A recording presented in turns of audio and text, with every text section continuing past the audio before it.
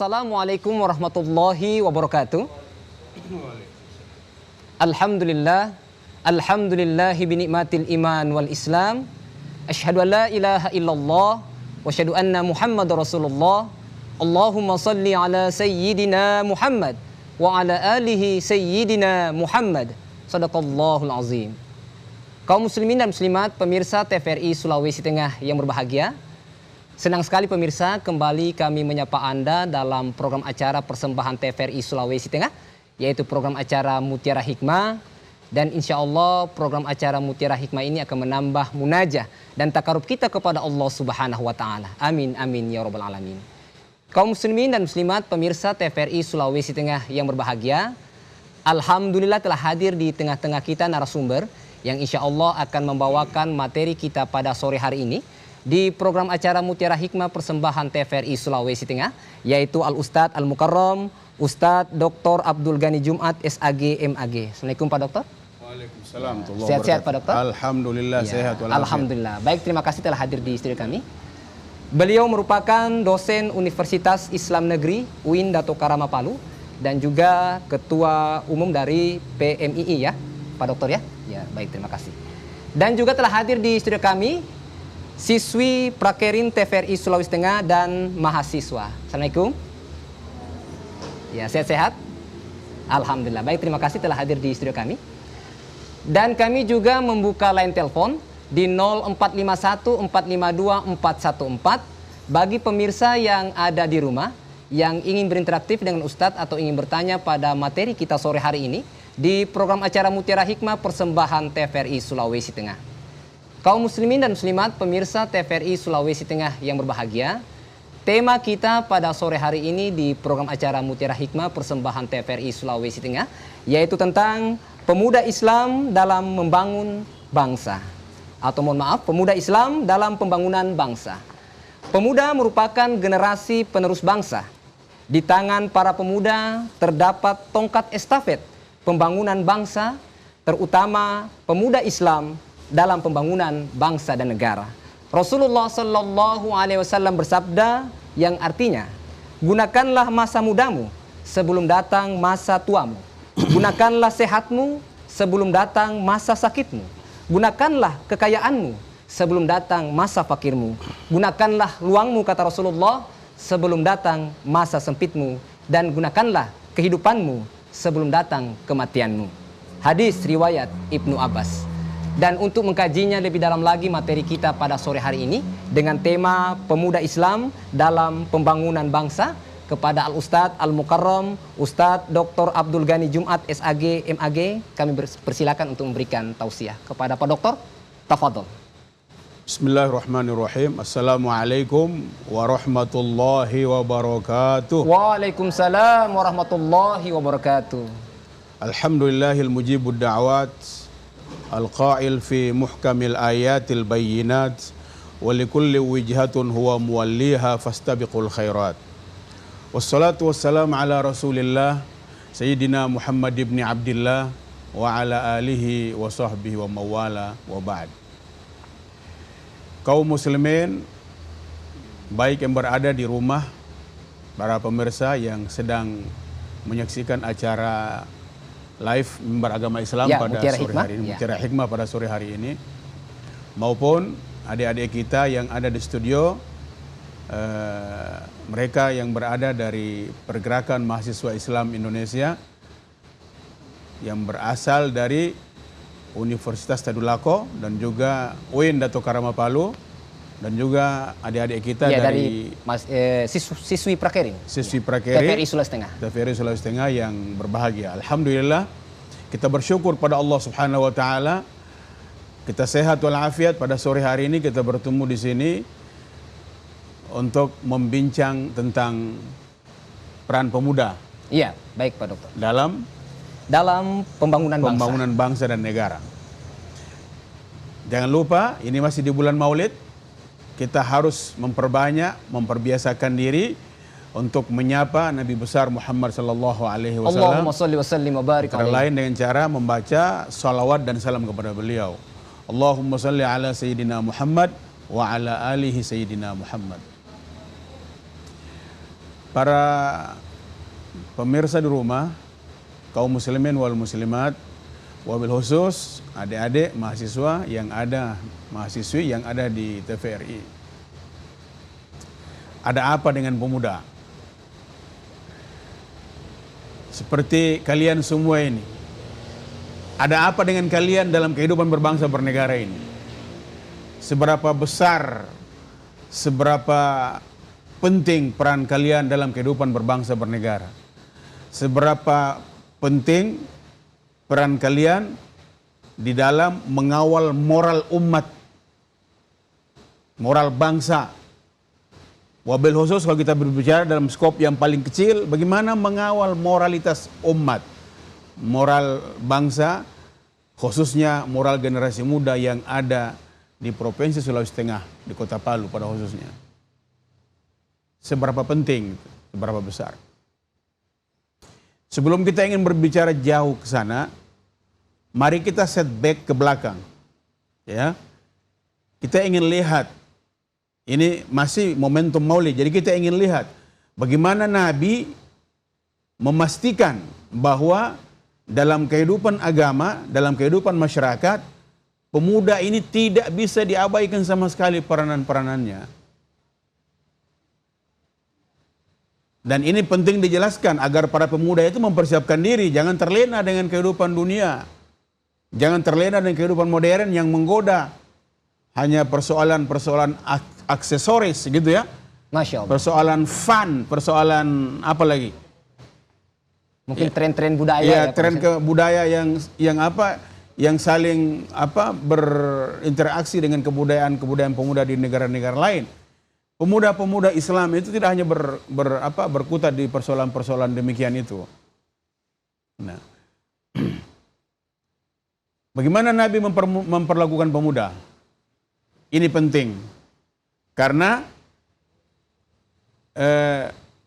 membincang atau menggambarkan bagaimana Nabi mempersiapkan pemuda Islam itu sangat penting karena Nabi itu adalah tokoh sang idola. Ini kan ABG. Iya, Masya Allah. Nabi itu tokoh sang idola. Kita harus jadikan Nabi idola. Kalau dalam pengertian dunia, global, dunia secara keseluruhan, Nabi itu adalah sang inspirator dunia. Masya Allah. Nabi itu mulhimul alam. Mulhim al-alam.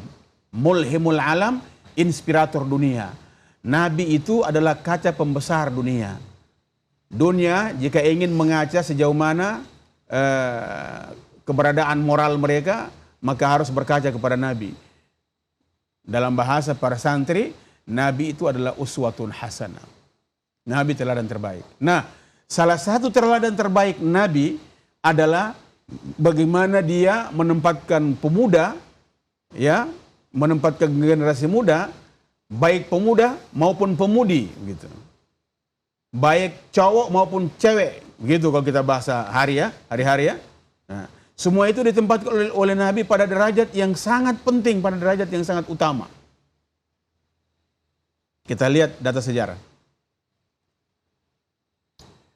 Pada saat momentum hijrah, Nabi memindahkan lokasi strategis dakwahnya dari kota Makkah ke kota Madinah.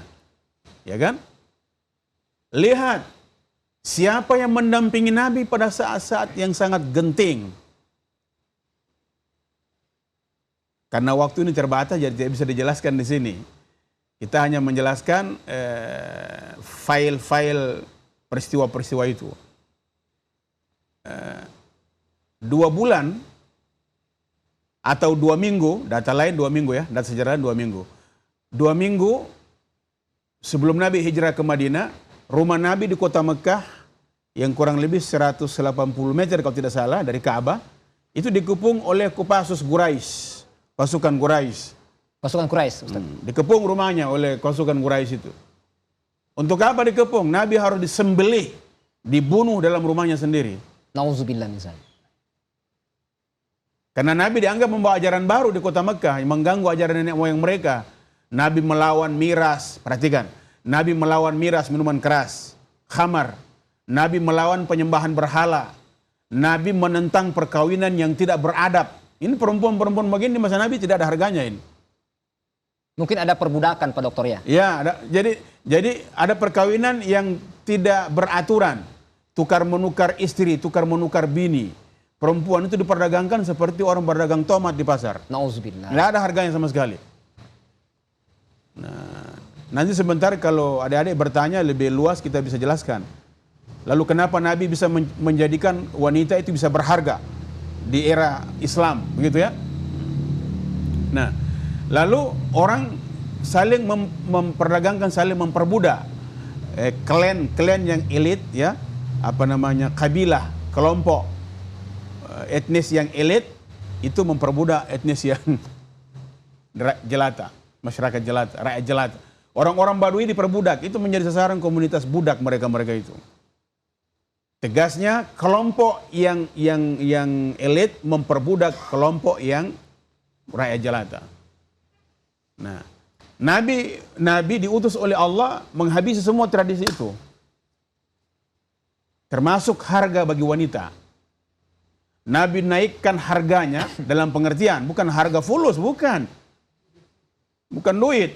Nabi naikkan harganya dalam kurung, Nabi naikkan derajatnya, wibawanya. Masya Allah. Nah, itu kehormatannya melampaui kehormatan semua manusia di bumi ini.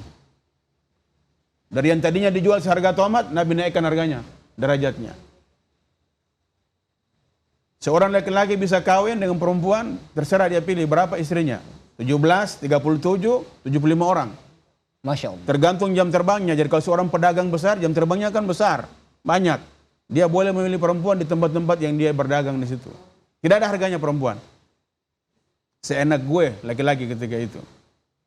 Nah, Nabi pangkas ini boleh memilih perempuan, memiliki perempuan, kawin dengan wanita cukup 4 orang. Dari 17, 37, 75 orang cukup 4 orang. Masya Allah. Nah, itu luar biasa. Kalau sanggup 4 orang, kalau tidak sanggup 1. Itu harga mati, tiada tawaran. Sebentar kita jelaskan. Nah, di hari H Nabi hijrah ke Madinah pada tengah malam dini hari, pemuda Quraisy mengepung rumah Nabi. Yang menemani Nabi hanya 1 orang laki-laki muda, seorang pemuda dalam rumah itu. Siapa itu? Yaitu Ali bin Abi Thalib, keponakan beliau yang di kemudian hari menjadi anak mantu beliau. Nabi dengan Ali bin Abi Thalib kan sepupu sekali. Ali bin Abi Thalib. Abi Thalib atau Abu Thalib itu adalah adik kakak dengan Abdullah, bapaknya Nabi. Nah, dialah pemuda yang ditaksir atau diduga ketika itu umurnya sekitar 17 tahun. 17 tahun. SMA kelas berapa itu? Kelas 3 mungkin Pak Dokter ya? Kelas 3 ya. Naik kelas 3 ya? Iya. Ya. Belum mahasiswa 17 itu. 18, 19 itu mahasiswa. Nah. Jadi seorang ABG itu menemani Nabi dalam rumahnya, di mana pada saat itu rumah itu sedang dikepung oleh pasukan Quraisy dan targetnya Nabi disembelih dalam rumah itu.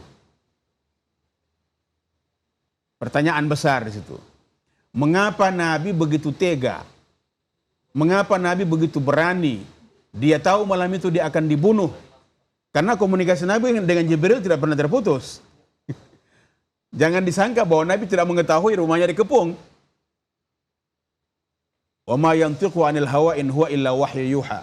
Nabi itu bertindak, berbuat, berperilaku, ya, semuanya atas tuntunan wahyu Allah Subhanahu wa taala. Malam itu Nabi berkomunikasi, malaikat Jibril tidak pernah terputus. Jadi Nabi mengetahui siapa saja yang mengepung rumahnya pada malam itu. Dan Nabi juga mengetahui bagaimana resiko yang dia akan hadapi pada malam hari itu. Nah, di malam yang penuh resiko, mengapa Nabi tidak memilih seorang tua? Tidak memilih orang tua menemani dia di rumah itu. Tapi dia pilih seorang pemuda, Ali bin Abi Thalib, yang berusia sekitar 17 tahun. Masya Allah. Oke?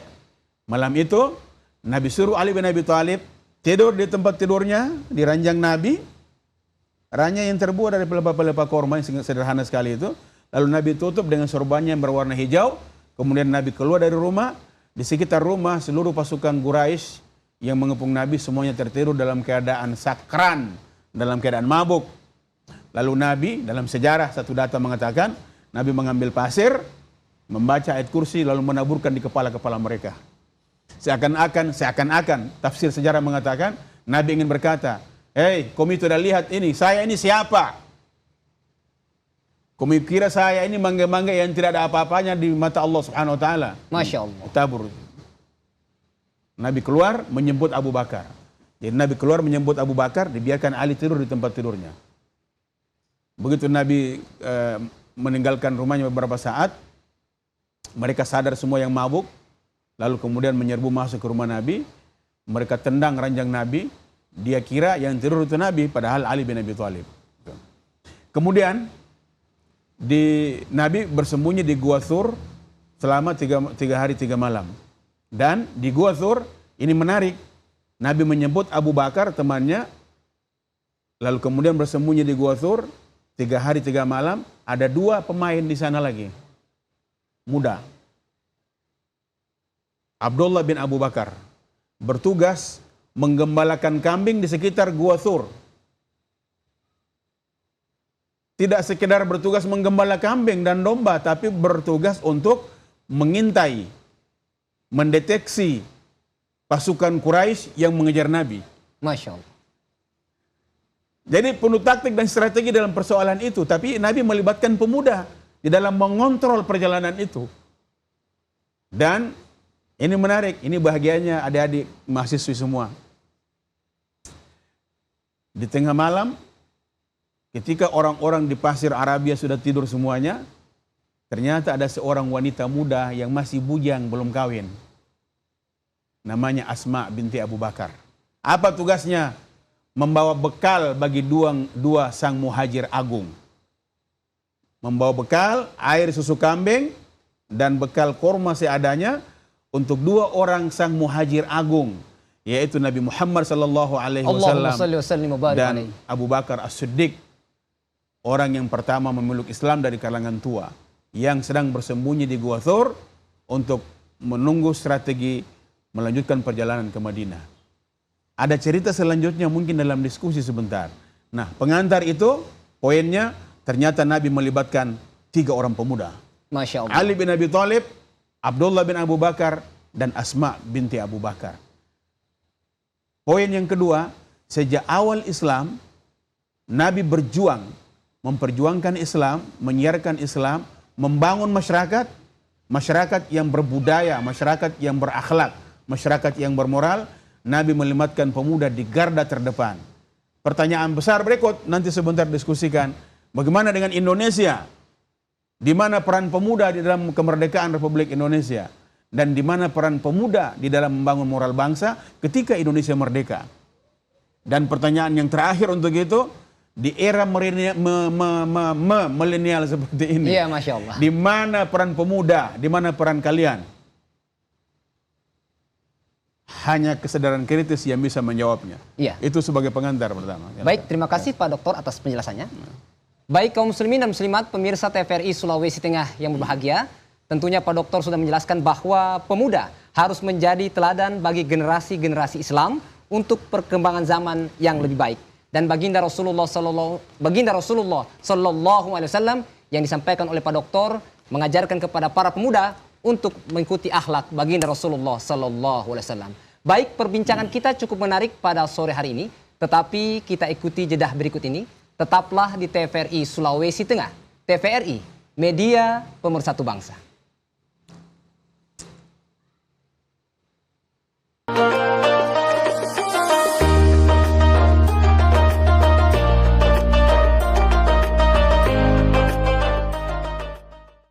Baik kaum muslimin dan muslimat, pemirsa TVRI Sulawesi Tengah yang berbahagia, kembali dalam program acara Mutiara Hikmah persembahan TVRI Sulawesi Tengah. Dan kembali kami membuka line telepon di 0451 452 414 bagi pemirsa yang ada di rumah yang ingin berinteraksi dengan Ustadz atau ingin bertanya pada materi kita sore hari ini di program acara Mutiara Hikmah persembahan TVRI Sulawesi Tengah dengan tema Pemuda Islam dalam Pembangunan Bangsa bersama narasumber Al-Ustadz Al-Mukarram Ustadz Dr. Abdul Ghani Jumat SAG MAG yang merupakan dosen Universitas Islam Negeri UIN Dato Karama Palu dan Ketua IKA PMII Provinsi Sulawesi Tengah. Ya baik, sebelum kita ke penelpon, kami persilakan kepada siswi Prakerin TVRI Sulawesi Tengah atau mahasiswa PMII. Kami persilakan untuk bertanya pada Pak Dokter. Ya, silakan sebutkan nama. Assalamualaikum warahmatullahi wabarakatuh. Waalaikumsalam warahmatullahi wabarakatuh. Perkenalkan, nama saya Santriwati dari siswi Prakerin TVRI Sulteng, ingin bertanya, bagaimana seharusnya pemuda dalam pandangan Islam? Baik, terima kasih. Saya persilakan lagi satu. Mungkin dari mahasiswa barangkali. Atau dari siswi Prakerin. Ya, silakan. Assalamualaikum warahmatullahi wabarakatuh. Waalaikumsalam warahmatullahi wabarakatuh. Perkenalkan, nama saya Imelda dari siswi Prakerin TVRI Sulteng. Saya ingin bertanya, bagaimana peran kita sebagai generasi Islam dalam menghadapi tantangan modernisasi di zaman sekarang? Ya, baik, terima kasih. Baik, mungkin Pak Dokter kita jawab dulu pertanyaan dari Santriwati ya, tentang bagaimana seharusnya pemuda Islam ini Pak Dokter dalam pembangunan bangsa ini seperti apa harusnya, mungkin menanamkan konsep-konsep atau seperti apa? Baik, Pak Dokter? saya kira dua pertanyaan itu bisa dijawab sekaligus Ya, baik, karena berkaitan Pak Dokter. berkaitan ya. Kayaknya ada kesepakatan bertanya di redaksi yang dibeda tipiskan. Bagaimana pemuda? Ya, seharusnya dalam mengembangkan pembangunan dalam bangsa seperti apa pemuda Islam itu? Bagaimana pemuda seharusnya? Ya. Jadi begini ya, kalau kita berbicara tentang eksistensi pemuda di dalam pembangunan bangsa, peran pemuda dalam pembangunan bangsa, terus peran pemuda dalam kehidupan modern, kalau salah tadi ya? Ya, baik Pak Dokter. Begini, kita membicarakan hal itu sangat bijak jika kita memotret sejarah. Jadi berkaca ke sejarah masa lalu. Karena keberadaan kita pada hari ini tidak pernah terputus dari masa lalu. Kita harus waspada, ada konsep ajaran di sebagian kecil kelompok manusia umat muslim sekarang yang berusaha untuk memisahkan generasi muda dari sejarah masa lalu. Tidak boleh. Kalau sejarah masa lalu adalah sejarah kelam, sejarah yang tidak benar, ya, itu tidak bisa dihilangkan, tetap harus ada, tapi itu sebagai ibrah untuk tidak diteladani. Sejarah itu penting. Sejarah itu kaca pembesar seluruh generasi sesudahnya. Berkaca ke sana. Kemudian yang kedua, sejarah kehidupan orang-orang masa lalu yang bisa dijadikan uswah, tradisi baik, itu harus selalu ada dan dihadirkan untuk juga menjadi kaca pembesar, meneladani berbagai macam hal-hal positif yang mereka pernah torehkan pada kehidupan mereka di masa mereka, agar kita pemuda saat ini bisa mengetahui diri kita dan kemudian membanding kita dengan mereka.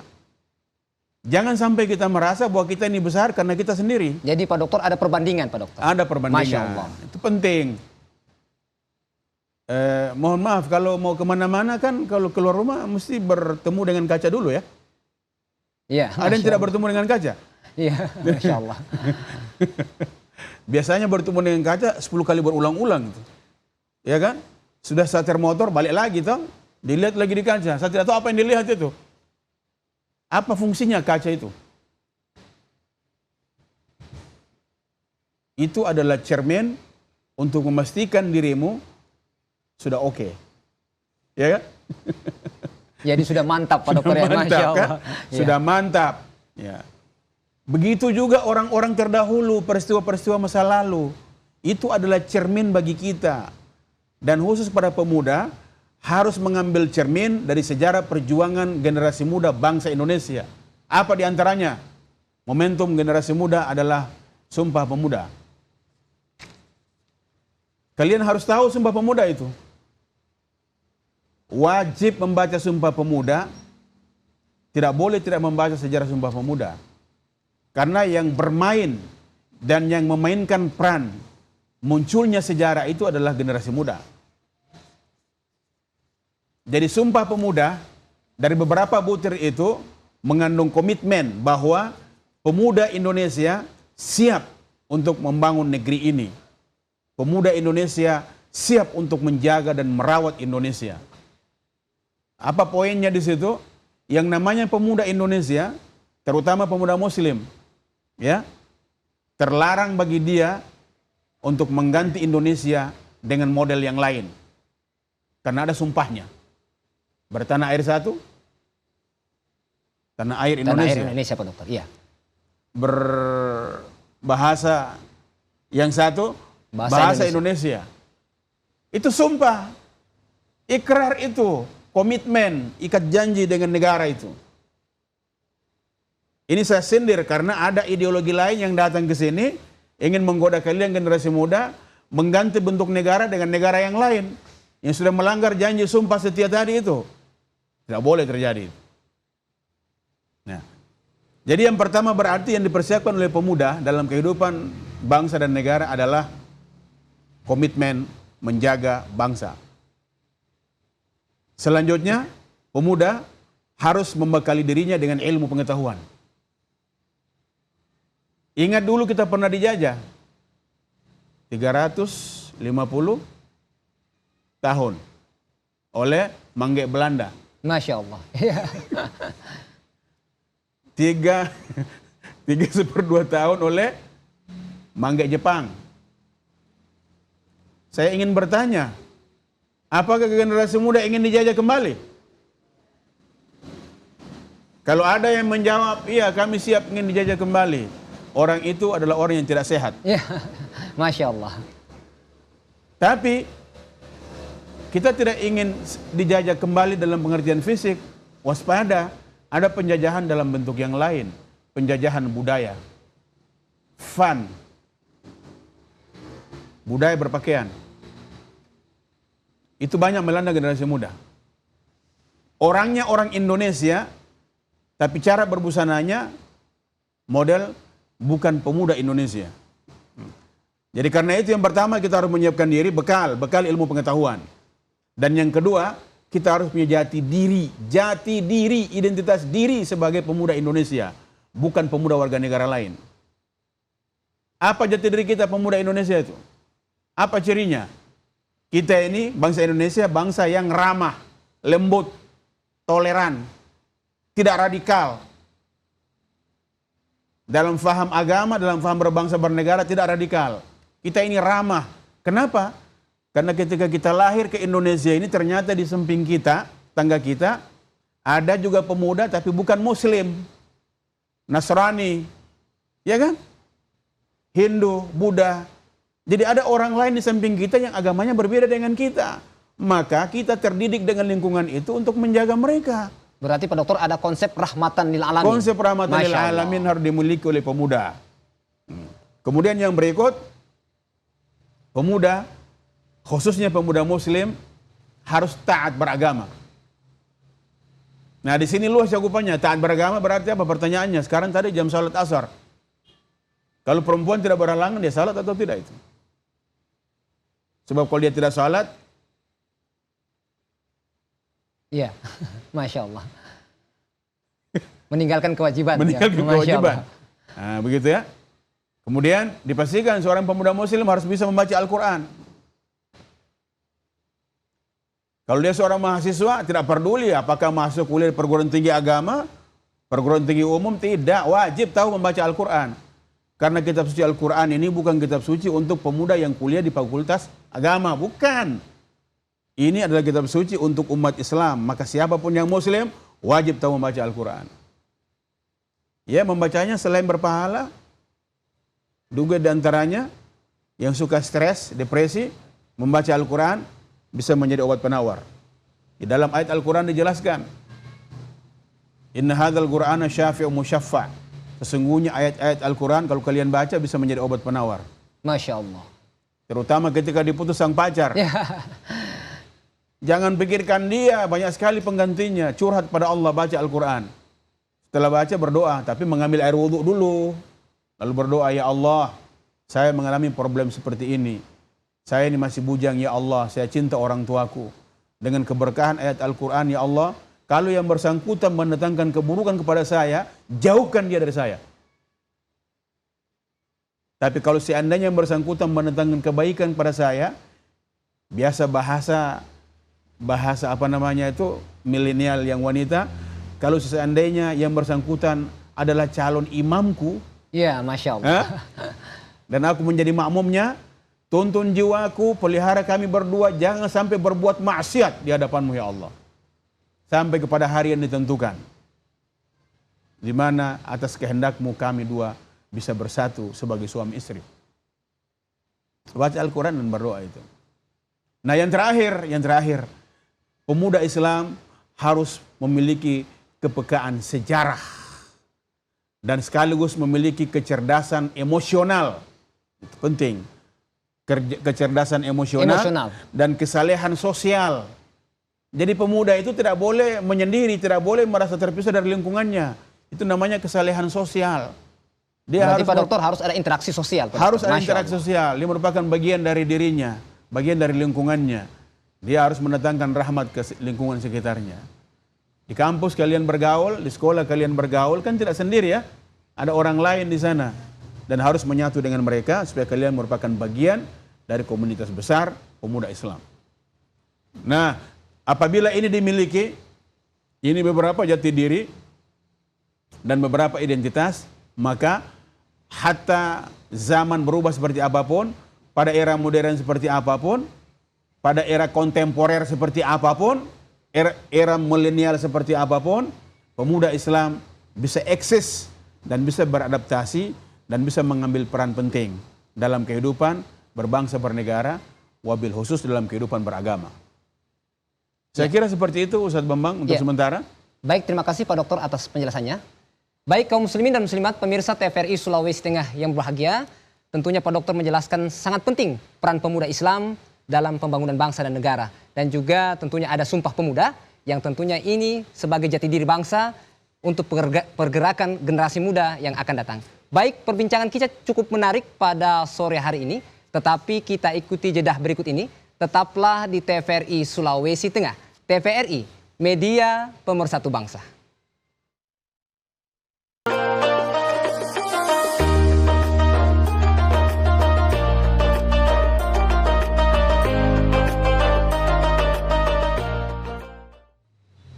Baik kaum muslimin dan muslimat pemirsa TVRI Sulawesi Tengah yang berbahagia, kembali dalam program acara Mutiara Hikmah persembahan TVRI Sulawesi Tengah, dan kembali kami membuka line telepon di 0451 452 414 bagi pemirsa yang ada di rumah yang ingin berinteraktif dengan Ustadz atau ingin bertanya pada materi kita sore hari ini di program acara Mutiara Hikmah persembahan TVRI Sulawesi Tengah dengan tema Pemuda Islam dalam Pembangunan Bangsa bersama narasumber Al-Ustadz Al-Mukarram Ustadz Dr. Abdul Ghani Jumat SAG MAG yang merupakan dosen Universitas Islam Negeri UIN Dato Karama Palu dan juga Ketua IKA PMII Provinsi Sulawesi Tengah.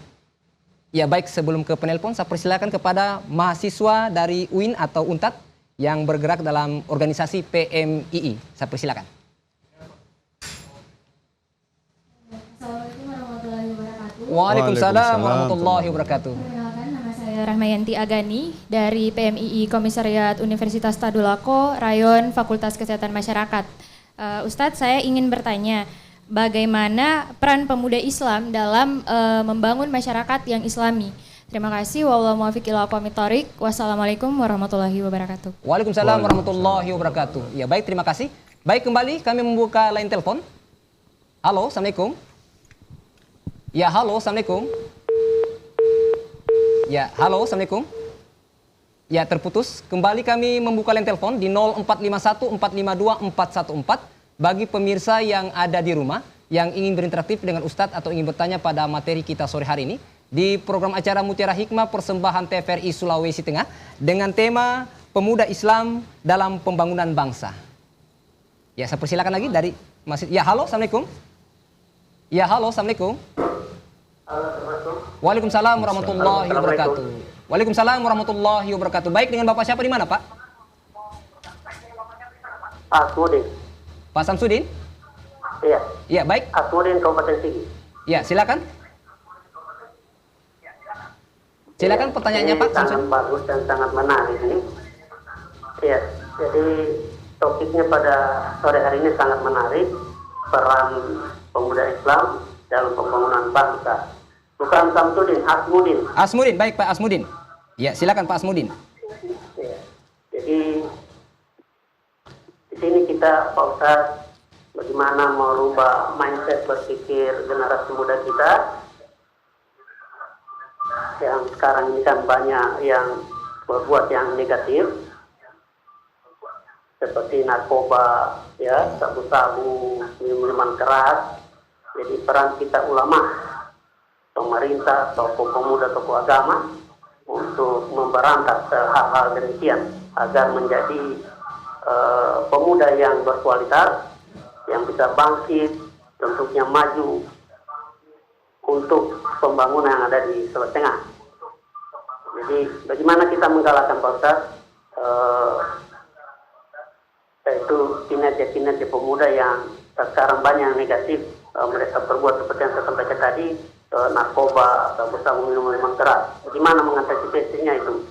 Demikian. Assalamualaikum warahmatullahi wabarakatuh.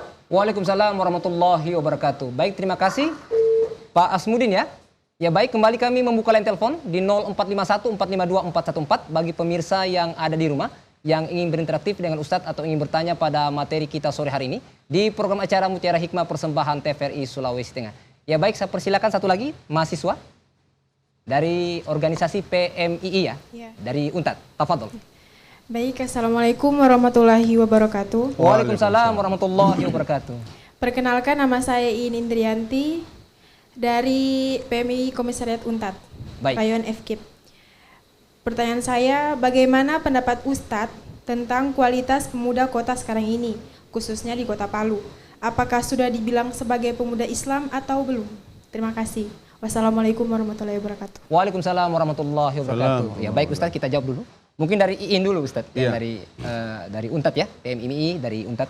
Ini pendapat Ustadz seperti apa? Apakah di Kota Palu ini sudah sesuai dengan pemuda yang digadang-gadangkan oleh pemuda Islam? Seperti apa Ustadz? Tafadhol. Jadi begini, kalau kita lihat secara kasat mata, kita mengarahkan pandangan kita pada dua sosok dulu ya. Jadi kalau mahasiswa dan mahasiswi begitu ya. Jadi kalau pemuda dan pemudi begitu kan, cewek dan cowok. Cowok, iya. Masya Allah. Begitu. Kalau kita lihat para pemuda Islam secara umum, mahasiswi yang ada di kampus-kampus ini, rata-rata mahasiswa itu berbusana muslimah, berjilbab semuanya, ya kan? Ini saya yang hadir di sini kan tidak pernah kita instruksikan berjilbab, tapi memang sudah berjilbab, gitu kan? Ini secara umum. Demikian juga pemuda yang cowok, yang mahasiswa. Ya kan? Kalau kita lihat di kampus, di UNTAD itu kan per fakultas ada masjid, musala ya. Iya kan? Nah, di UIN ada masjid besar.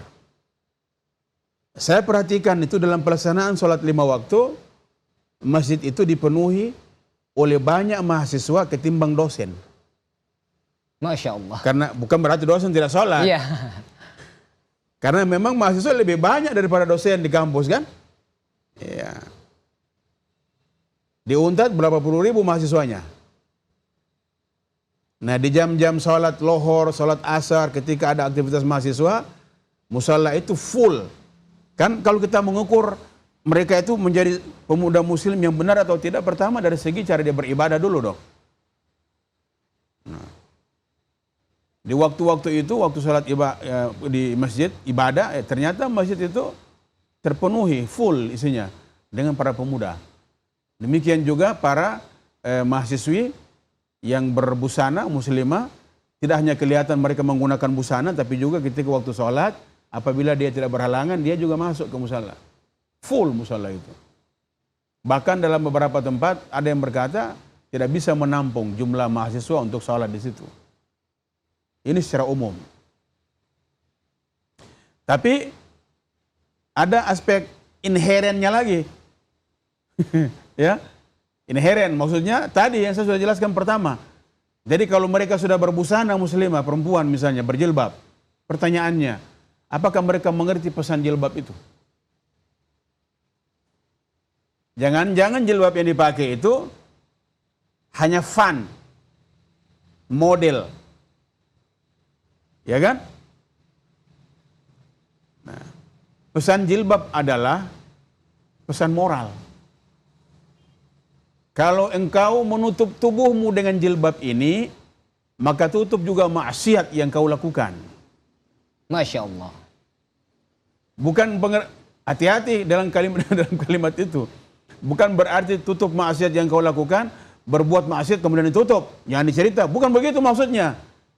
Kalau engkau tutup tubuh ini, karena tubuh ini adalah aurat, perempuan kan aurat, semua tubuhnya aurat. Illal wajha wal kaffain, kecuali muka dan 2 telapak tangan. Itu tubuh wanita. Nah sekarang kalau ditutup semuanya tubuh, auratnya ditutup, aurat adalah kehormatan.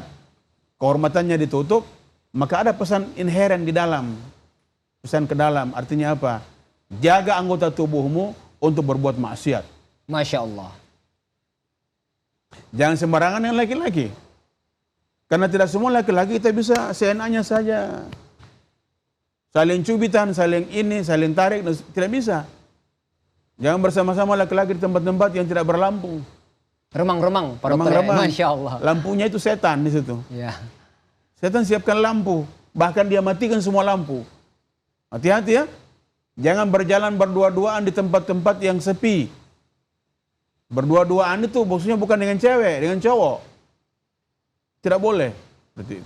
Itu pesan berikut dari jilbab. Jadi kalau saya ditanya bagaimana pemuda Islam di Kota Palu, Pak Ustadz, apakah sudah bisa dikatakan, sebenarnya bahasanya itu, apakah sudah bisa dikatakan pemuda Islam yang ideal, itu sebenarnya. Tadi tidak ada kata idealnya, tapi sebenarnya maksudnya itu. Nah, secara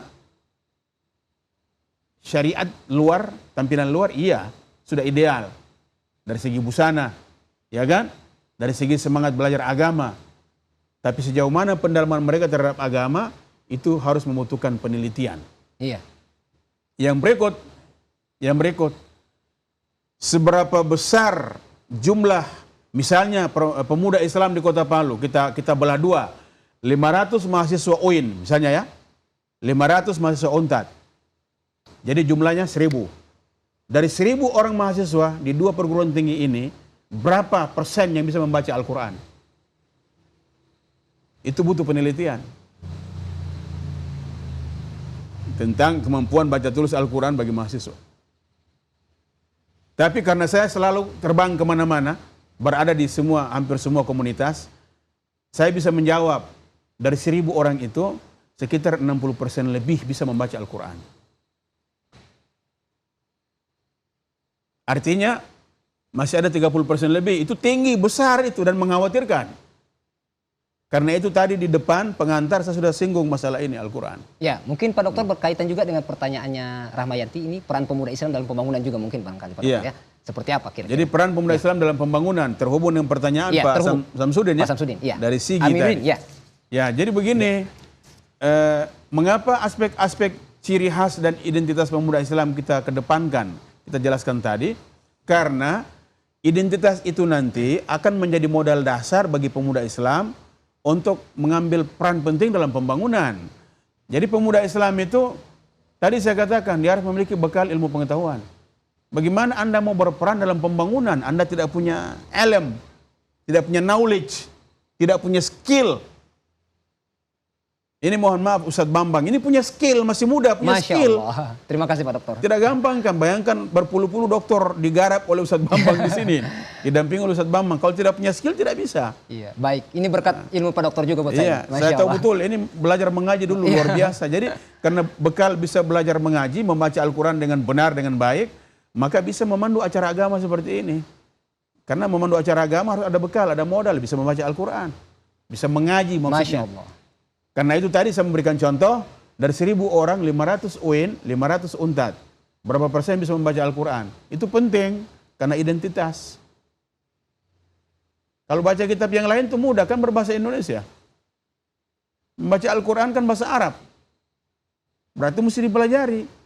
Bisa kok secara budaya lokal di sini ada cara membaca Al-Quran.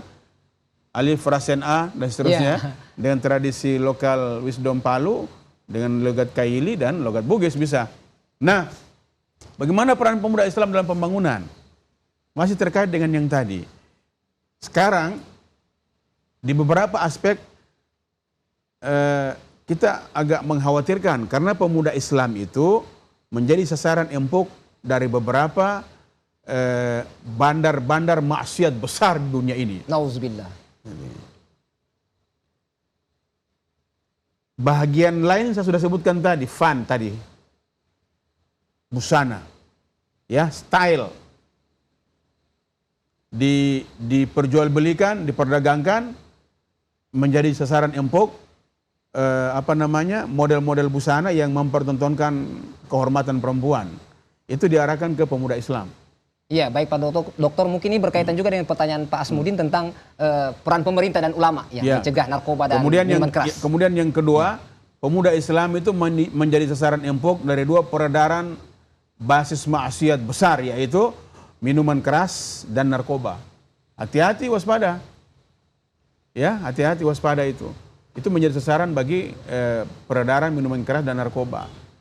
Kalau kita membaca berbagai penelitian dan berbagai media, di Kota Palu ini kan pernah menduduki level nomor berapa?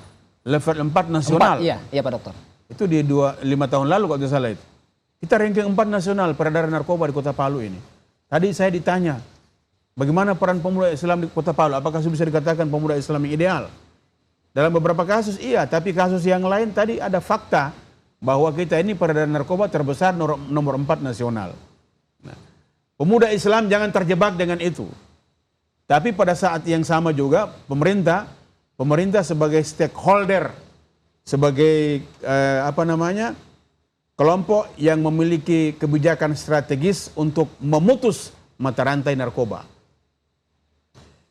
Kebijakan strategis di situ yang bermain adalah pemerintah daerah.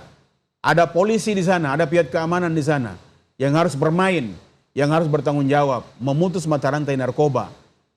Karena pada saat yang sama ketika pemuda Islam membatasi diri dengan itu, ya kan? Menjaga diri dengan itu, dengan berbagai macam pendidikan, berbagai macam penyuluhan, ya kan?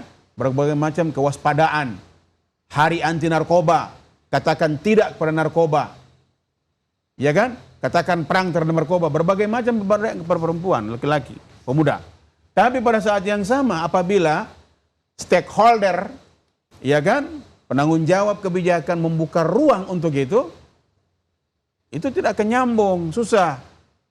Ya kan? Sama dengan menyiram api dengan bensin. Seperti itu.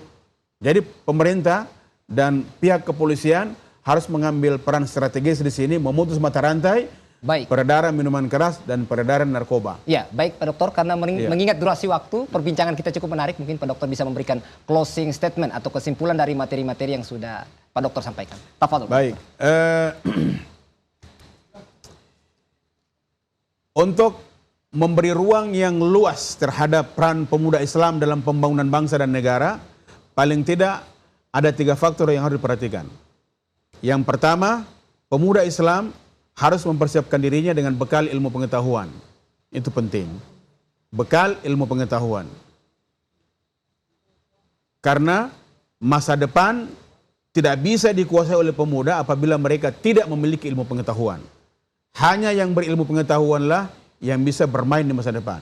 Yang kedua, pemerintah, khususnya Dinas Pendidikan, Kementerian Pendidikan, Kementerian Agama, dan seluruh bagian perangkat negara yang berkaitan dengan persoalan penyedia fasilitas pendidikan harus memastikan kewajibannya, tusinya, tugas dan fungsinya untuk melayani sebesar-besarnya penyediaan pendidikan kepada generasi muda.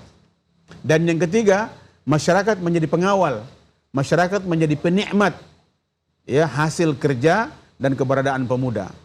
Saya kira 3 hal ini sangat penting dan saya ingin tutup ini memberi bekal pada kalian dengan sebuah syair berbahasa Arab. Tafadhol Ustaz. Demikian pentingnya masa muda. Dulu saya dengan Ustadz Bambang ini tidak, kalau sekarang kan sudah agak tua ya. Ya, Masya Allah. Tapi menurut sebagian orang masih agak ini, masih oke katanya. Masih muda Ustaz. Masih muda katanya. Masya Allah. Ya. Jadi dulu masih sangat muda kita. Kalian sekarang masih muda. Tapi saya tantang 20 tahun akan datang masih seperti ini atau tidak? Jangan 20 tahun akan datang, kalau bahasa orang Ternate bilang sudah fororo. Ya. Sudah layu. Nah, itu dikatakan dalam sebuah syair. Karena masa muda sangat mahal, bakaitu ala syababin qad tawalla. Aku tangisi masa muda yang telah berlalu. Faya laita syabab yana ya'udu. Andaikan masa muda itu bisa kembali, la a'taitul mabayi'a ma yurid, maka saya akan memberikan berapapun yang diminta kepada penjualnya untuk memberikan kepada saya kembali masa muda itu. Saya kira itu. Ustaz Masya Bambang, Allah. terima kasih. Baik. Wallahul muwafiq ila aqwamit thariq. Wallahul musta'an. Wassalamualaikum warahmatullahi wabarakatuh. Waalaikumsalam warahmatullahi wabarakatuh. Baik, terima kasih Pak Dokter atas penjelasannya dan syairnya.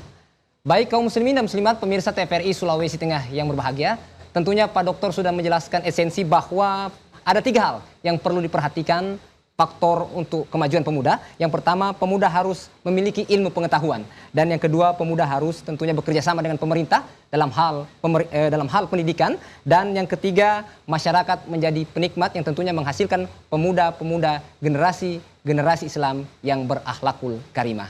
Demikian Mutiara Hikmah pada sore hari ini.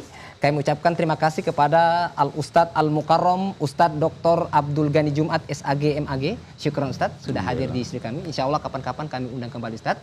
Dan juga kami mengucapkan terima kasih kepada siswi Prakerin TVRI Sulawesi Tengah dan mahasiswa dari UIN dan UNTAD dari organisasi PMII Provinsi Sulawesi Tengah. Terima kasih telah hadir di studio kami. Akhirnya saya Bambang Abu Julu dan seluruh kerabat kerja TVRI Sulawesi Tengah mengucapkan banyak terima kasih. Insya Allah kita akan berjumpa lagi pada program Mutiara Hikmah pekan depan. Subhanakallahumma wa bihamdika. Asyhadu an la ilaha illa anta. Astaghfiruka wa atubu ilaik. Allahumma ya Allah. Allahumma ya Allah. Wassalamualaikum warahmatullahi wabarakatuh. Ya, syukran.